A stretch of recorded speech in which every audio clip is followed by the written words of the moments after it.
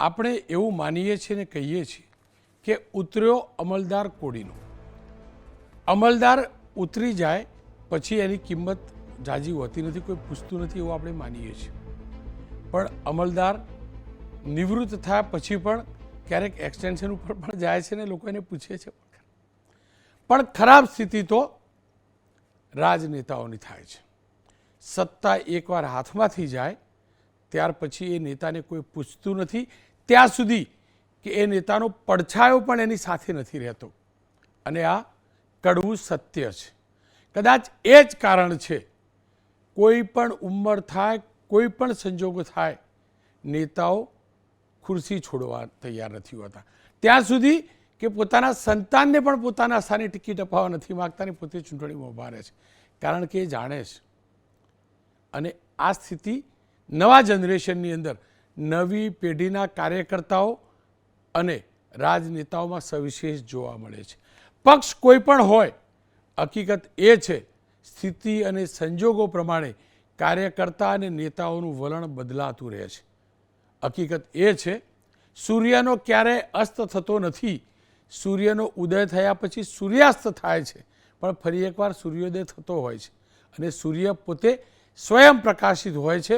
ભલે આપણા વિસ્તારમાં એના કિરણો આપણને ન નજરે પડતા હોય પણ તેનો પ્રકાશ બ્રહ્માંડ ઉપર હંમેશ રહે છે.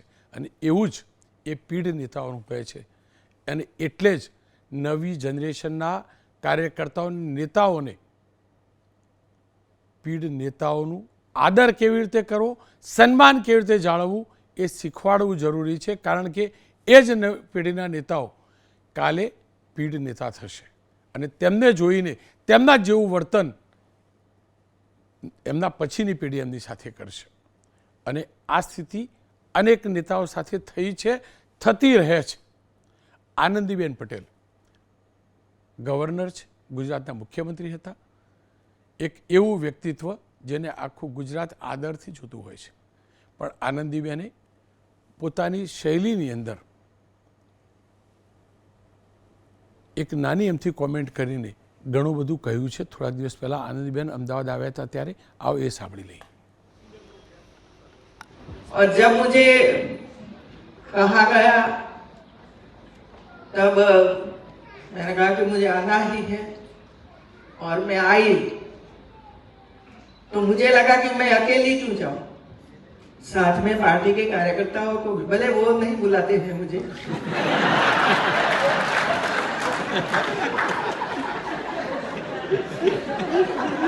ये बैठी है ना, बुलाओ मुझे।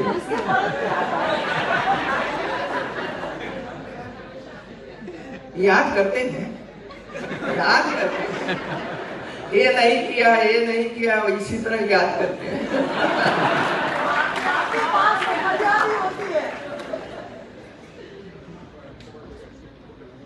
लेकिन बैलेंस बहुत जरूरी होता है. આનંદીબેને ત્રણ જે શબ્દો કહ્યા ને એ કોઈ પણ ગુજરાતીના દિલને વાગે એવા છે અને સમજવું જરૂરી છે. એનો શબ્દ કહ્યો કે ભલે વો નહીં બુલાતે હૈ મુझे. એનો મતલબ એ થયો કે બેન એમ કહેવા માગે છે કે ભલે તમે મને ન બોલાવતા પણ તમારું હિત મારા હૈયે છે. જો કે બેન હકીકત એ છે તમારા પક્ષના કાર્યકર્તાઓનું નથી જાણતો પણ આખું ગુજરાત હર હંમેશ તમને યાદ કરે છે, તમારી કાર્યપદ્ધતિને યાદ કરે છે. હકીકત છે. અને હું એટલે જ કહું છું સત્તા અને પાવર પરિવર્તન થાય પણ વ્યક્તિ એ વ્યક્તિ હોય છે, સંબંધ એ સંબંધ હોય છે. સંબંધને ક્યારેય ભૂલવો ન જોઈએ રાજનીતિની અંદર. પણ ભૂલે છે લોકો અને કાળચક્ર ફરે છે ત્યારે ફરીથી એ જેમને ભૂલ્યા હોય છે ને એ લોકો રિયલાઇઝ કરે છે કે અમે અમારા જૂના લોકોને ભૂલ્યા હતા અને અત્યારે અમને નવા લોકો ભૂલે છે. એટલે જ હું આ ચર્ચા કરી રહ્યો છું. એકદમ પવિત્ર ભાવે કોઈ પણ વ્યક્તિલક્ષી કે કોઈ પણ પક્ષલક્ષી હું ચર્ચા નથી કરવા માગતો. હાલની જે સ્થિતિ છે સમગ્ર ગુજરાત સમગ્ર દેશની આ સ્થિતિ છે, રાજનીતિની સ્થિતિ છે, તમામ પક્ષોની આ સ્થિતિ છે એટલે કહી રહ્યો છું. મારી સાથે દિલીપભાઈ સંઘાણી જોડાયા છે, વરિષ્ઠ નેતા છે. કદાચ મારા પિતાની પેઢી અને હવે પછીની પેઢીને પણ એમનું નેતૃત્વ જોવા મળ્યું છે. ભલે જિલ્લામાં જોવા મળ્યું હશે, પ્રદેશમાં જોવા મળ્યું હશે, મેઇન સ્ટ્રીમ પોલિટિક્સમાં જોવા મળ્યું, પાર્લામેન્ટમાં પણ જોવા મળ્યું, રાજ્ય સરકારમાં પણ જોવા મળ્યું અને સહકારમાં પણ જોવા મળે છે. સરકાર, સહકાર અને સંગઠન ત્રણેયમાં એમનું નેતૃત્વ જોયું છે લોકોએ. રાજેશભાઈ ઠાકર, રાજકીય વિશ્લેષક, જગદીશભાઈ આચાર્ય, વરિષ્ઠ પત્રકાર છે. દિલીપભાઈ, આપનાથી શરૂઆત કરવા માગીશ. બેનના કહેવાનું તાત્પર્ય આપે શું જોયું અને આપે શું રિયલાઇઝ કર્યું? એકદમ પવિત્ર ભાવે પ્રમાણિકતાથી જાણવું છે. સમગ્ર પ્રકરણને વાસ્તવિક અને વિસ્તારથી જો જોઈએ, પછી રાજકીય ક્ષેત્ર હોય, બ્યુરોક્રેટ હોય, વ્યાપારી જગત હોય, ઉદ્યોગ જગત હોય, આખરી સૌ એક સમાજમાંથી આવે છે અને સમાજની જે સ્થિતિ છે એનું નિરૂપણ, એનું યોગદાન, એની વ્યવસ્થા, એનું પ્રતિબિંબ જે ક્ષેત્રમાં જાય છે ત્યાં આપણે પડતું જોઈએ છીએ. આજે આપણે જોઈએ છીએ ઘરડાઘર, વૃદ્ધાશ્રમ, આથમતા સૂર્યનો સથવારો, આવા અનેક નામ સાથે જે વૃદ્ધાશ્રમો બને છે, નિરાધારનો આધાર, આ નામો રૂપાળા લાગે છે પણ એ સમાજમાં કેટલે અંશે વ્યાજબી. એવી જ રીતે ઉતરો અધિકારી કોડીનો કે એનો ઉલ્લેખ આપે કર્યો એ આનું જ પ્રતિબિંબ છે. એવી રીતે રાજકીય રીતે આપે જે વર્ણન કર્યું, આ પ્રતિબિંબ સમાજનું પ્રતિબિંબ છે એવું મારું બહુ સ્પષ્ટ માનવું છે. હું એક અલગથી એના માટેની વાત કરવા માગું છું. મારા અમરેલી જિલ્લામાં સહકારી ક્ષેત્ર હોય, સામાજિક સંસ્થા હોય કે અન્ય પ્રવૃત્તિઓમાં આજે હું અને પરસોત્તમભાઈ રૂપાલા જ્યારથી નેતૃત્વ કરીએ છીએ જિલ્લામાં કોઈ પણ ક્ષેત્રનું, આજે અમે ABC 3 ભાગ પડ્યા છે દરેક સંસ્થામાં. હું અને રૂપાલાજીને મારી કેડરના અમે એમાં આવીએ છીએ, ક્રમશઃ છોડતા જઈએ. દાખલા તરીકે અમર ડેરીનો સ્થાપક પ્રમુખ હું હતો, પણ સમય આવ્યો અમે છોડીને B કેટેગરીને આપી.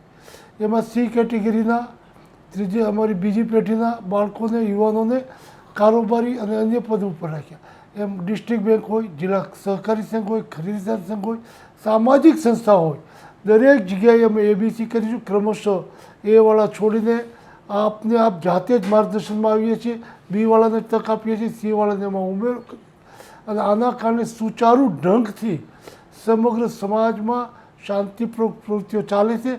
આ કોઈ કાયદાથી, નિયમોથી નહીં, પરંતુ સ્વૈચ્છિક રીતે જાહેર જીવનમાં પડેલા લોકોએ આ પ્રવૃત્તિઓને પ્રાધાન્ય અને સ્વીકૃતિ આપે તો કેટલાક સમયની આપણી અપેક્ષા પૂર્ણ ન થાય, અસંતોષ ઊભો થાય, અસંતોષમાંથી બળવો પેદા થાય. આ પ્રવૃત્તિને ટાળવી હોય તો સ્વૈચ્છિક રીતે આપણે આપણી ક્ષમતા પ્રમાણેનું કાર્ય કરીને નવી પેઢીને તૈયાર કરવી જોઈએ. તો કારણ શું રહે? જો આપે અમરેલીનું તો ઉદાહરણ આપ્યું, પણ હું ઓવરઓલ રાજનીતિની વાત કરું તો કારણ શું રહ્યું? શું જૂની પેઢીના નેતાને પાવર છૂટતો નથી એટલે નવી પેઢીને સોંપતા નથી, એના કારણે આ સ્થિતિ સર્જાય છે? એને માટે હું સ્પષ્ટ જવાબ નહીં આપી શકું, પણ મને આનો ઉત્તર મળે તો કહી શકું. પોતાના દીકરા, સગા મા બાપને વૃદ્ધાશ્રમમાં આર્થિક સમૃદ્ધિ હોય, વ્યવસ્થા હોય, મોટા મકાનો હોય, ગાડી હોય અને આમ છતાં વૃદ્ધાશ્રમમાં મૂકવા જાય છે, એનું કારણ શું હશે? જો એ આપણને જાણવા મળે તો એ જ કારણ સમાજનું કારણ છે અને એ જ સમાજનું પ્રતિબિંબ કોઈ પણ ક્ષેત્રમાં પડે છે. કેમ કે દિલીપભાઈ, આપની વાત સાચી, પણ બીજા બંને ક્ષેત્રની અંદર, ખાસ કરીને પરિવારના ક્ષેત્રમાં એ પાવર પોલિટિક્સ નથી હોતો. રાજનીતિમાં સીધું પાવર સાથે લેવા દેવા છે. કદાચ એ કારણ હોઈ શકે કે જે પેલા પરિવારમાં એટલા બધા કિસ્સા નથી, કિસ્સા છે, કિસ્સા વધી પણ રહ્યા છે, પણ પોલિટિક્સમાં સવિશેષ એવા કિસ્સા જોવા મળે છે. કિસ્સા તો પોલિટિક્સમાં એ પણ જોવા મળે છે, પિતા દીકરા માટે ટિકિટ આપતો અને દીકરો બીજા પક્ષમાંથી ટિકિટ લઈ આવીને ચૂંટણી લડતો હોય, આવી પણ સ્થિતિ સર્જાય છે. શું પાવરના કારણે પોલિટિક્સમાં આવા કિસ્સા વધે છે? ના, હું એમાં સહમત નહીં થાઉં. જે રીતે દરેક જગ્યાએ સમાજમાં એવા કિસ્સાને સમર્થન નથી મળતું, જે રાજનીતિમાં પણ એવા મેં કાર્યકર્તાઓ, આગેવાનો જોયા છે. સ્વૈચ્છિક છોડ્યા પછી એમને કામે લાગવા માટે ક્ષણ વાર લાગતી નથી અને કામે લાગે છે. આપને યાદ અપાવીશ, વજુભાઈ વાળાને મંત્રીમંડળમાંથી પડતા મૂકવા પછી નરેન્દ્રભાઈ મોદીને સામેથી આમંત્રણ આપેલું કે આવો મારા વિસ્તારમાં, ખાલી ફોર્મ ભરજો, જીતવાની જવાબદારી મારી છે.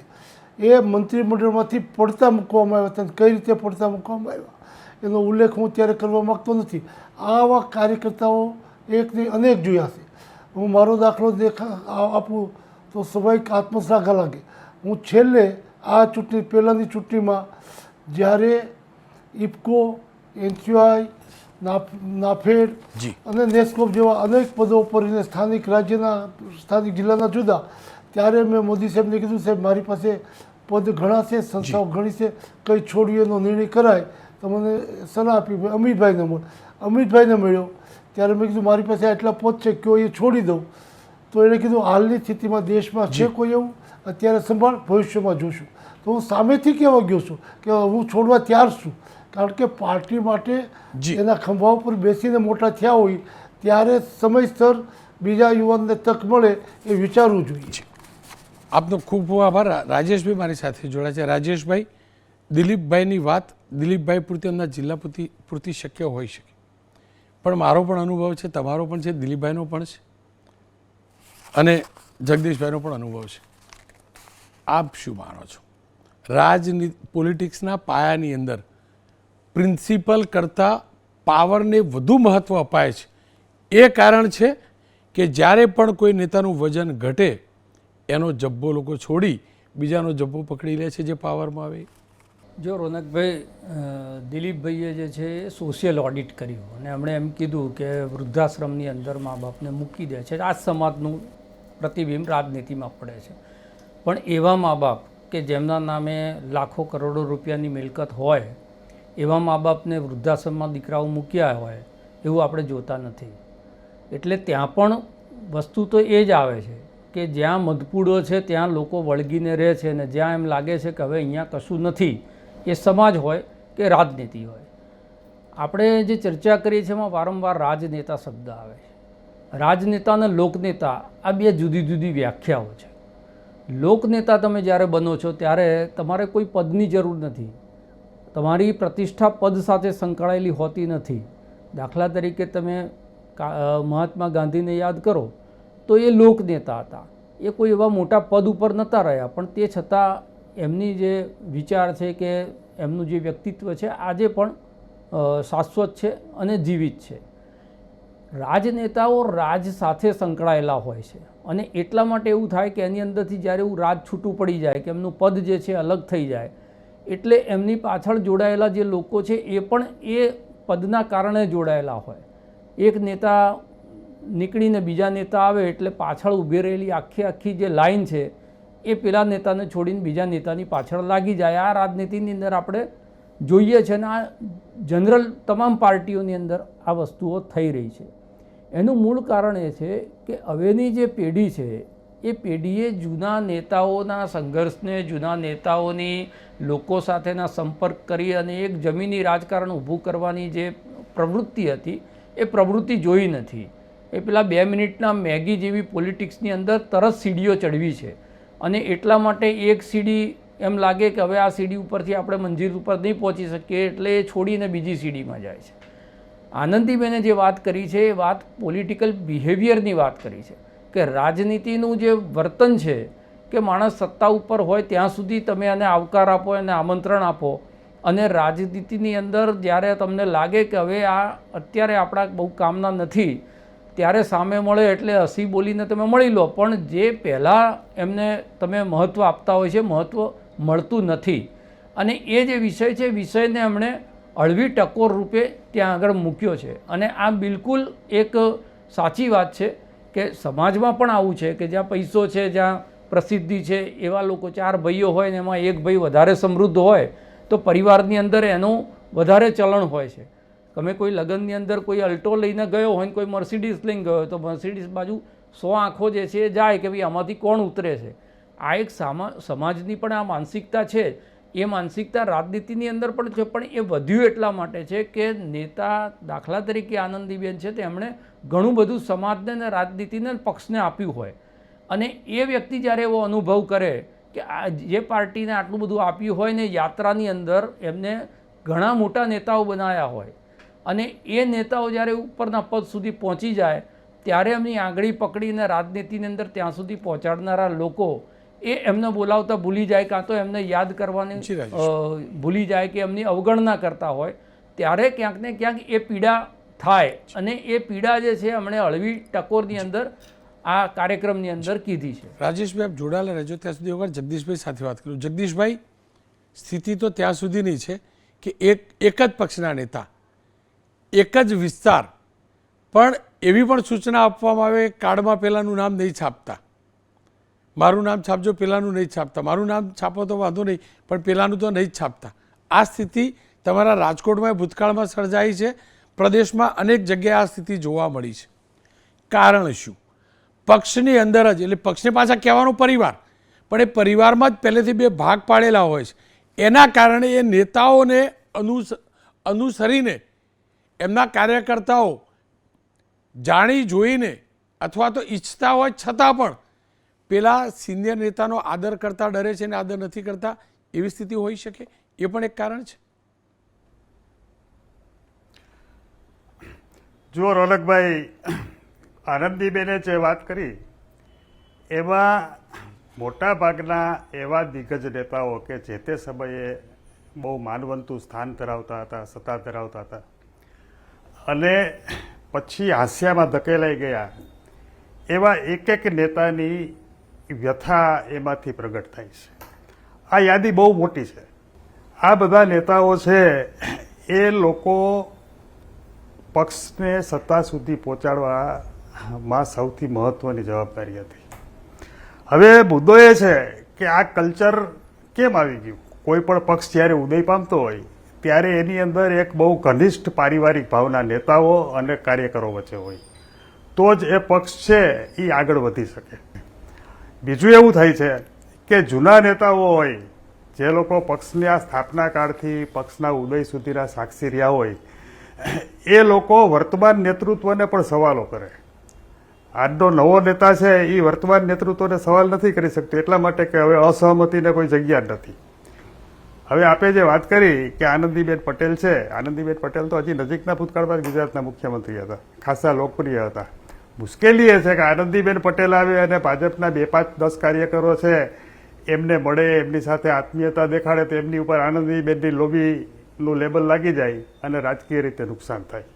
એટલે આ નવી જે પેઢી આવી કે જેણે પક્ષના ઉદય માટે સંઘર્ષ નથી કર્યા અને જે માત્ર સોશિયલ મીડિયા અને ઇમેજ બિલ્ડિંગથી મોટા નેતા થઈ ગયા છે, એ લોકોને આ ભૂતકાળની કાંઈ ખબર નથી, એને સંબંધોના મહત્વની કાંઈ ખબર નથી, પક્ષ કેવી રીતે બન્યો એની ખબર નથી. અને આપણામાં એક બહુ સરસ મજાની 1-2 મિનિટ કહું છું કોરોભાઈ, કે આપણામાં એક કહેવત છે કે એક વૃક્ષ છે એ ફળ આપવાનું બંધ કરી દે ત્યારે એને કાપી નાખવું સહેલું છે, પણ યાદ રાખવું જોઈએ કે એ જ વૃક્ષ છે એણે વર્ષો સુધી ફળ આપ્યા હતા અને વર્ષો સુધી છાંયડો આપ્યો હતો.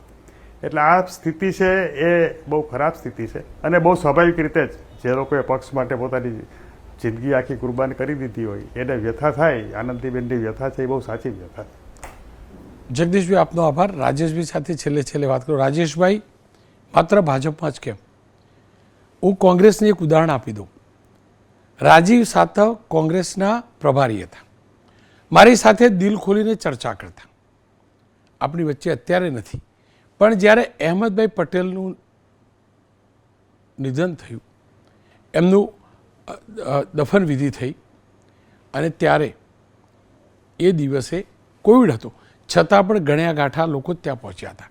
અને મને યાદ છે રાજીવ સાતવે મને ફોન કરીને કહેલું કે રોનકભાઈ, મેં અનેક નેતાઓને ત્યાં સુધી કે મુખ્યમંત્રીઓને, જે તે સમયના મુખ્યમંત્રીઓને અહેમદભાઈના ઘરની બહાર લાઇનમાં બેઠેલા જોયા છે, પણ અને પ્રદેશના નેતાઓની તો વાત જ દૂરની હતી, પણ જ્યારે અહેમદભાઈ ન રહ્યા ને ત્યારે એમના ત્યાં આવવાવાળા ગણતરીના લોકો હતા. એમને એમ પણ એક ઉદાહરણ આપ્યું કે રાજા કે નવાબ કોઈ પણ હોય, એનું શ્વાન બીમાર પડે ને પાલતું, તો આખું ગામ પૂછવા આવે, પણ જ્યારે એ રાજા કે નવાબ ન રહે ને ત્યારે જોવા કોઈ નથી આવતું. દુર્ભાગ્યવશ રાજીવજી પણ આપણી વચ્ચે ન રહ્યા, રાજીવ સાતવ પણ આપણી વચ્ચે ન રહ્યા. ક્યાંક એ સ્થિતિ છે રાજેશભાઈ, એ સ્થિતિ છે કે સત્તા એ જ અંતિમ લક્ષ્ય, એના કારણે આ સ્થિતિ સર્જાય છે. કોઈને પણ ઇન્ડિવિજ્યુઅલને પણ સત્તા મેળવવી છે. પક્ષની સત્તા તો ભૂલી જાઓ, મારે સત્તા મેળવવી છે એટલે આની જોડે રહું તો જ હું આગળ વધી શકું, અને કદાચ આને ખબર પડી જાય આની જોડે રહીશ તો મારું પત્તું કપાય એ ચિંતા સૌથી મોટું કારણ હોઈ શકે? બિલકુલ તમારી વાત સાચી છે. રાજકીય જે સ્વાર્થ વૃત્તિ છે એ સ્વાર્થ વૃત્તિના કારણે જે સાચા સંબંધો હતા એ સંબંધો ક્યાંક ને ક્યાંક કોરાણે મુકાઈ ગયા છે અને એના કારણે એક એવું દૃષ્ટિકોણ થઈ ગયો છે કે કોની સાથે રહેવાથી ઝડપથી આપણે આની અંદર આગળ વધી શકીએ, કાં તો કોની સાથે રહેવાથી આપણે રાજનીતિક લાભ ત્યાંથી મળી શકે એમ છે. જેવું એમ લાગે કે અહીંયાથી રાજનીતિક લાભ મળવાનો, આ નદી છે એ સુકાઈ ગઈ છે એટલે તરત જ એનો કાંઠો છે એ આપણે બદલી નાખવાનો અને નવો કૂવો જે છે એને પસંદ કરવાનો. એટલે આ જે સ્થિતિ છે એ સ્થિતિના કારણે જૂના નેતાઓને દર્દ એટલા માટે થાય કે આનંદીબેનની આપણે વાત કરીએ તો આનંદીબેને પાર્ટી સત્તામાં આવી અને પછી સત્તા જેટલો સમય ભોગવી એટલો જ સમય એમણે પાર્ટી સત્તામાં આવે એના માટેના સંઘર્ષમાં પણ એ સામેલ હતા. એટલે એમની પીડા વધારે હોય કે ભાઈ જેટલો સંઘર્ષ કરીને આજના જે લોકો છે એ બધાએ તો સીધી સત્તા જોઈ છે, પણ એમણે તો સત્તા વગરની પાર્ટી પણ જોઈ હતી અને એના પછી હવે આ કલ્ચર જ્યારે બદલાતું લાગે ત્યારે એમને એમ થાય કે અમારો જે પાછળનો સંઘર્ષ હતો એ સંઘર્ષ જાણે એળે જતો હોય અને લોકો જે છે એ વાતને જ ભૂલી ગયા હોય કે આ પાર્ટી આટલી મોટી પાર્ટી કેવી રીતે બની, આટલા લાંબા સમય સુધી સત્તામાં રહેવા માટે જે સંગઠનની અંદર લોકોએ પાયાના પથ્થર બની ગયા. એટલે ઇમારત બધાને દેખાય છે પણ પાયામાં જે ખપી ગયેલા પથ્થરો જે છે એ દેખાતા નથી. ત્યારે આ પ્રકારની વેદના જે છે એ નેતાના મોઢેથી આપણને સાંભળવા મળે. રાજેશભાઈ, જગદીશભાઈ, બંનેનો ખૂબ ખૂબ આભાર. ખેર, જમાનો એ છે કે લોકો પોતાનું કુળ ભૂલે છે, રાજકીય કુળ ભૂલે છે અને આખો પક્ષ બદલી કાઢે છે. ત્યારે પક્ષ સાથેની વફાદારી, કુળ સાથેની વફાદારી ભૂલતા હોય તો પછી નેતા સાથેની વફાદારી ભૂલે એ સહજ છે. કારણ એટલું જ છે કે રાજ કરવા માટેની આ નીતિ રાજનીતિ છે. રાજ કરવાનું કારણ આ રાજકારણ છે. નવી પેઢીના તમામ નેતાઓને હાથ જોડીને વિનંતી છે, તમે પક્ષ બદલો, નેતા સાથેની વફાદારી બદલો, બધું બદલજો, પણ નાગરિક ધર્મ ન ભૂલતા, મતદાતાને ન ભૂલતા. અને છેલ્લે એટલું કહીશ, સૂર્યનો અસ્ત ક્યારેય થતો નથી. તમારા વિસ્તારમાં બની શકે કે સૂર્યાસ્ત થયો હોય પણ એ જ સૂરજ બીજે ચમકતો હોય છે. સૂરજ સતત છે. ગ્રહણ કદાચ થોડાક સમય પૂરતું આવતું હશે, એ પણ સૂર્ય ઉપર ઝાઝું ટકતું નથી. એટલે મહેરબાની કરીને સૂરજ જેવું જે તેજ હોય છે નેતાઓનું, એમને ન ભૂલતા. એમના કારણે જ, સૂરજના કારણે જેવી રીતે સૃષ્ટિ ચાલે છે એમ તેજસ્વી નેતાઓના કારણે જ પક્ષ અને રાજનીતિ ચાલે છે.